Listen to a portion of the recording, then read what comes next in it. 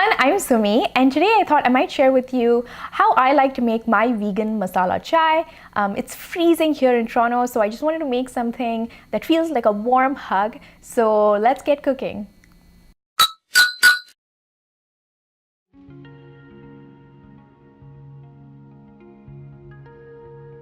Here I have a pot to which I've added around a cup of hot water, and I'm placing it on medium-high heat. To this, I'm adding around a teaspoon of loose black tea. I'm adding 2 crushed cardamom pods. You can use a mortar and pestle or just crush it with a rock like a Flintstone if you're into that. I'm also adding some crushed ginger. You don't have to remove the skin because we're going to strain it anyway. I'm also adding a stick of cinnamon to my pot here, and I'm breaking it to release the flavors. So you just want to bring this to a boil, and once it does, simmer for about 2 to 3 minutes.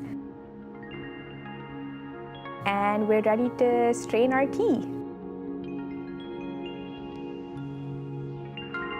Here I'm adding soy milk. Feel free to add any milk of your choice. You can also add a sweetener. I just chose not to because I like it this way. And that's it. So that's it, guys. That was my recipe for a vegan masala chai, but obviously feel free to make it your own. You can add more ginger, less ginger, skip out on the cardamom. Just let me know how you enjoyed it, and I'll see you another time with another recipe. Bye.